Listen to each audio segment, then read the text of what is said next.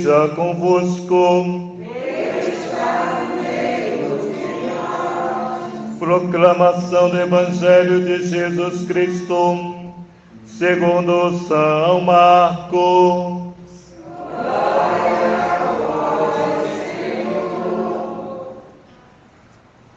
Naquele tempo, Jesus disse aos seus discípulos: naqueles dias, depois da grande tribulação, o sol vai se escurecer e a lua não brilhará mais. As estrelas começarão a cair do céu e as forças do céu se abalarão. Então vereis o Filho do Homem vindo nas nuvens com poder e glória. Ele enviará os anjos aos quatro cantos da terra e reunirá os eleitos de Deus, de uma extremidade à outra da terra. Aprendei, pois, da figueira esta parábola. Quando seus ramos ficaram verdes e as folhas começam a brotar, sabeis que o verão está perto. Assim também, quando virdes acontecer essas coisas, ficai sabendo que o Filho do Homem está próximo, às portas. Em verdade vos digo, esta geração não passará até que tudo isso aconteça. O céu e a terra passarão, mas as minhas palavras não passarão. Quando aquele dia e hora, ninguém sabe, nem os anjos do céu, nem o Filho, mas somente o Pai. Palavra da salvação.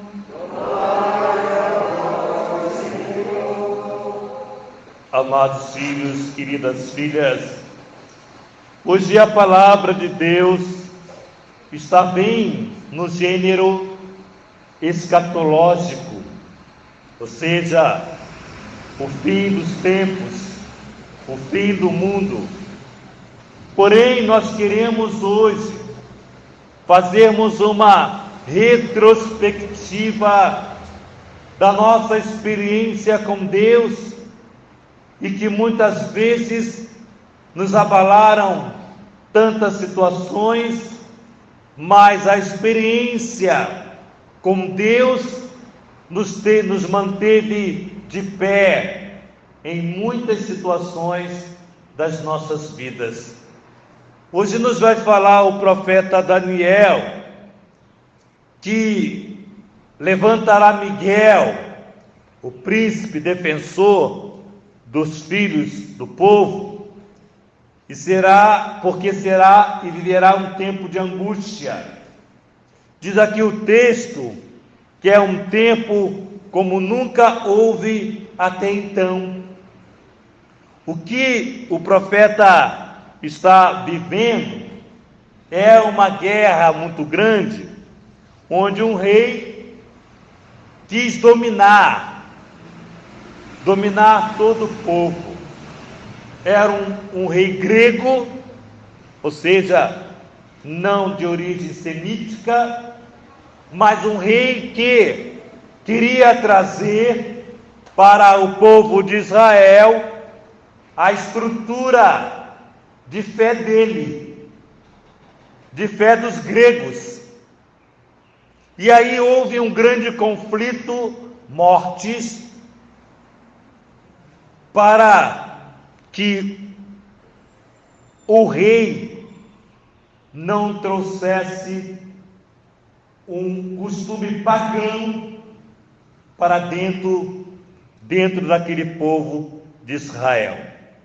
Então o profeta Daniel anuncia exatamente essa situação, que quando fala um tempo de angústia, um tempo que nunca fora vivido, nós vamos trazer para nosso tempo, nossa história, porque também nós vivemos um tempo que nós nunca vivemos. Uma pandemia, por exemplo, tempo que nós nunca vivemos.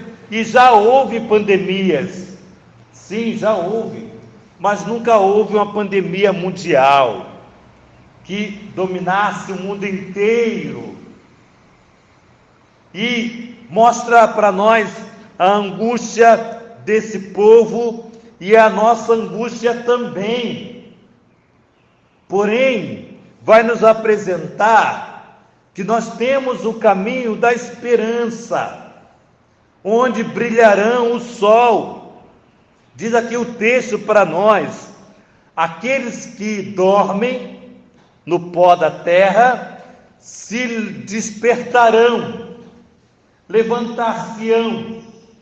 Uns vão levantar-se para a glória e outros para o opróbrio, ou seja, para o inferno. Aqui o texto diz que aqueles que tiveram a sabedoria, foram sábios, despertarão para a glória. E aqueles que foram imprudentes, deixaram a fé se esvairir diante do sofrimento, diante da perseguição, diante das provações. Aqueles que não confiaram, estarão, levantar-se-ão para o opróbrio, ou seja, para o inferno. E aqui o texto diz para nós que aqueles que ensinaram os homens o caminho certo, o caminho de Deus, receberão a recompensa em Deus, caminhos virtuosos que nós precisamos ensinar. Por isso diz para nós o salmista: guardai-me, ó Deus, porque em vós eu me refugio. Essa deve ser a nossa oração do nosso cotidiano. Olha, seja lá o que você possa estar vivendo hoje, eu não sei o que você está vivendo, mas seja lá o que você está vivendo, refugia-se naquele que pode. Precisamos nos refugiar em Cristo, em Deus. O teu sofrimento, a tua provação, não pode ser a sua resposta. Não pode ser. O teu sofrimento presente, a tua angústia, tem que estar no refúgio do Senhor, que tudo pode, que é o único Senhor. Por isso diz a beleza do salmista, e vai nos trazer a carta aos Hebreus, dizendo assim para nós: todo sacerdote se apresenta diariamente para celebrar o culto, oferecendo muitas vezes o mesmo sacrifício, incapaz, repito, incapazes de apagar os pecados.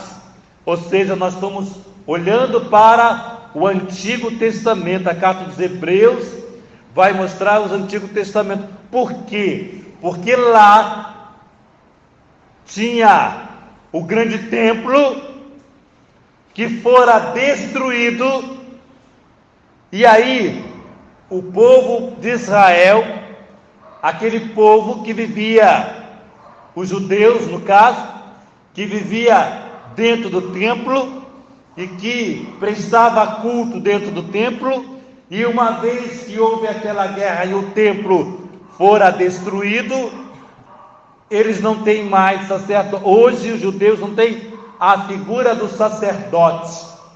Hoje eles têm um grande muro, que chamamos de muro das lamentações, e que existe um muro até hoje, um grande muro, e que eles fazem as lamentações, e não tem o templo, não tem mais a figura do sacerdote.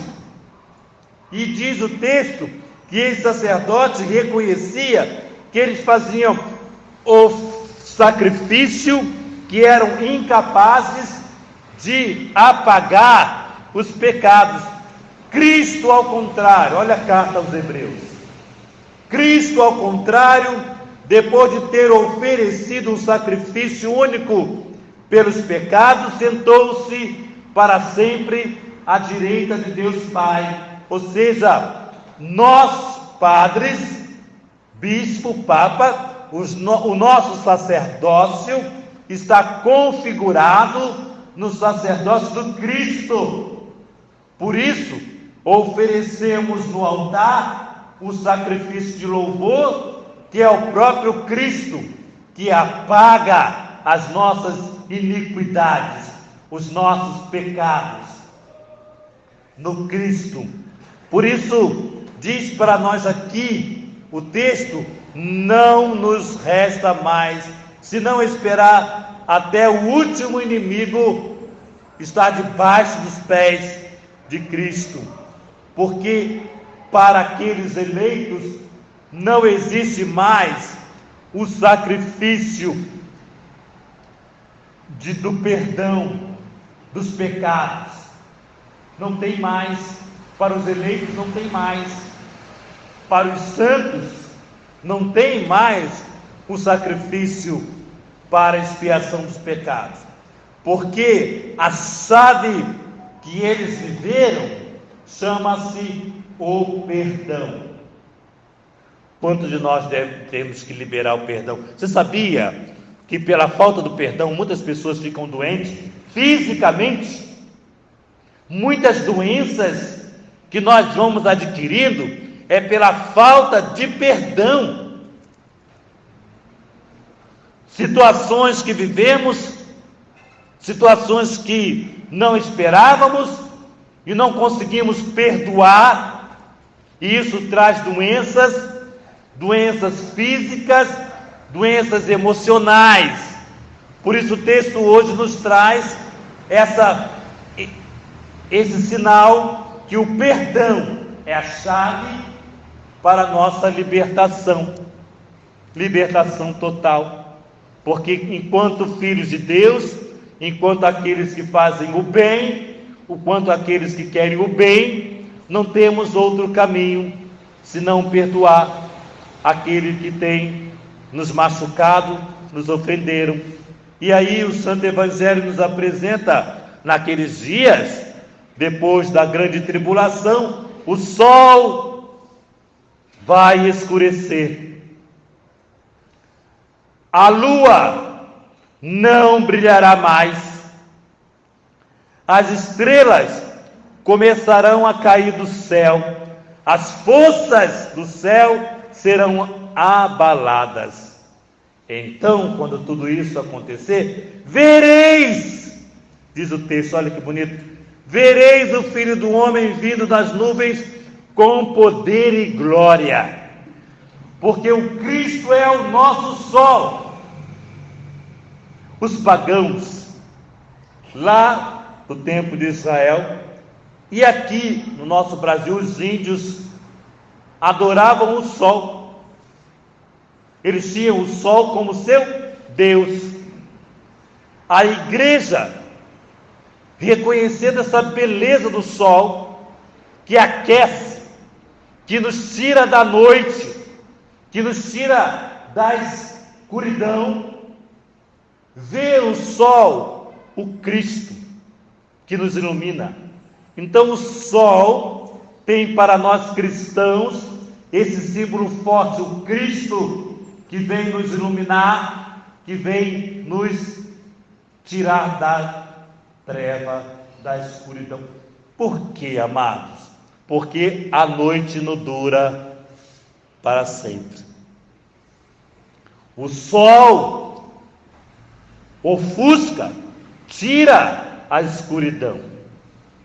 Por isso nós, amados irmãos, temos desafios sim, temos problemas sim, temos dificuldades sim, temos sofrimentos sim, mas nós não nos entregamos, porque cremos que a noite da nossa vida não será para sempre, porque nós cremos que aquilo que hoje nós estamos vivendo, nós estamos passando, nós estamos saboreando, talvez um gosto amargo de situações que nós não queríamos que nos acontecesse, não vai durar para sempre.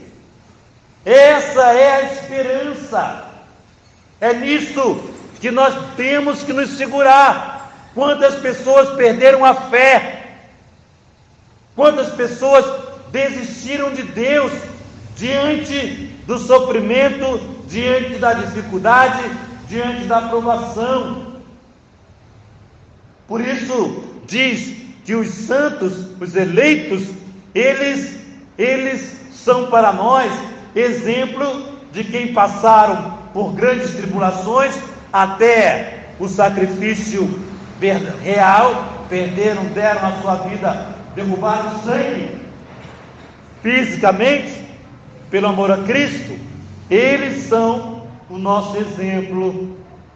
Muitos de nós seguimos estrelas apagadas, seguimos de repente um cantor, seguimos de repente uma atriz, seguimos de repente algum modelo apagado. Quantos cantores, quantos artistas arrastam multidões? Aqui deveria estar mais apertado do que está. Deveríamos fechar a rua para celebrar. E no entanto não fazemos isso, porque a multidão corre atrás de luz apagada,